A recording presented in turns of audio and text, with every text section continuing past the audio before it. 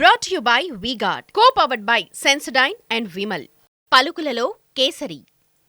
Associate sponsor UltraTech cement. 5 ఏళ్లలో 30 ఏళ్ల విధ్వంసం జరిగిందని గత ప్రభుత్వంపై తీవ్ర స్థాయిలో మండిపడ్డారు టీడీపీ చీఫ్ చంద్రబాబు. పాలకుడి అహంకారం వల్ల రాష్ట్రం ఎలా నాశనం అవుతుందో చూశామన్నారు.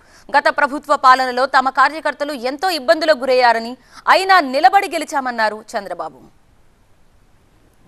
అహంకారం, నియంతృత్వం, విచ్చలవిడితనం ఏదంటే అది చేస్తారనుకుంటే ప్రజలు క్షమించే పరిస్థితులు లేరు.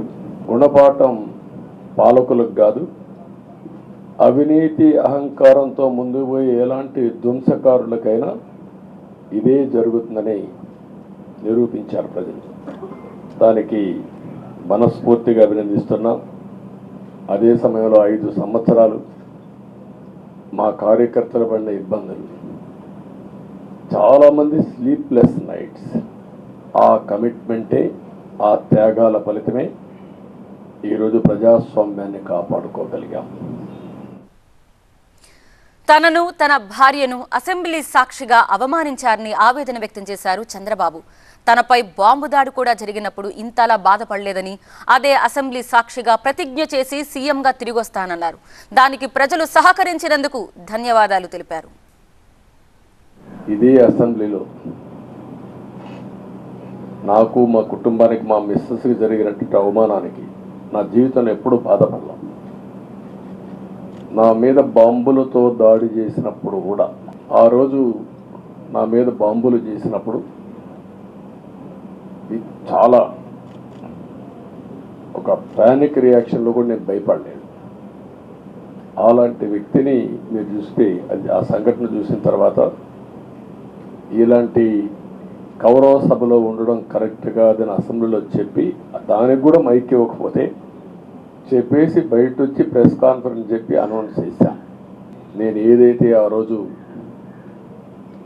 ఒక ప్రతిజ్ఞ చేశానో దాన్ని నిజం చేయడానికి ప్రజలు సహకరించారు. ఇక కూటమి ఏర్పడటానికి పవనే కారణమన్నారు చంద్రబాబు. ఆయన్ని కూడా ఇబ్బందులు పెట్టారని, విశాఖ వెళ్తే అరెస్టులు చేసి నగర బహిష్కరణ చేశారన్నారు. జనసేన, పవన్ కళ్యాణ్, ఆయన కూడా స్వేచ్ఛ లేదు. ఎక్కడైనా సరే విశాఖపట్నానికి వెళితే ఉన్న పడంగా విశాఖపట్నం నుంచి వెకేట్ చేయాలని తిరిగి, అంటే నగర బహిష్కరణ. ఒక నాయకుడిని నగర బహిష్కరణ చేస్తే కారణం చెప్పకుండా ఇంకా వేరే వాళ్ళ కథ ఏముంటుందో మనం ఆలోచించుకోవాల్సిన అవసరం ఉంది. మొట్టమొదటిసారిగా పవన్ కళ్యాణ్ గారు ప్రభుత్వ వ్యతిరేక ఓటు చేరడానికి వీలు లేదు, ఈ రాష్ట్రంలో మళ్ళా ప్రజాస్వామ్యాన్ని కానీ ఈ రాష్ట్రాన్ని కాపాడుకోవాల్సిన బాధ్యత ఉందని చెప్పి ముందుకొచ్చి ఈ యొక్క కూటమికి బీజం వేశారు. వారిని మనస్ఫూర్తిగా అభినందిస్తున్నాం. ఆ తర్వాత బీజేపీ కూడా ఈ కూటమిలో భాగస్వాములయ్యి, ముగ్గురం కూడా మీరు ఒక్కసారి ఆలోచిస్తే ఒకరు ఎక్కువ ఒకరు తక్కువ కాకుండా ముగ్గురం కలిసి పనిచేశాం. తాము ఎన్డీఏలోనే ఉన్నామని మరోసారి స్పష్టం చేశారు చంద్రబాబు నాయుడు. ఇప్పుడు ఎన్డీఏ మీటింగ్కు వెళ్తున్నానని, అయిపోయాక అన్ని విషయాలు చెప్తానన్నారు. No, hear me, I say, you are very loud, you want news always. I am also experienced, I have seen so many political changes in this country. We are in NDA, I am going for NDA meeting. In course of time, anything will report to you.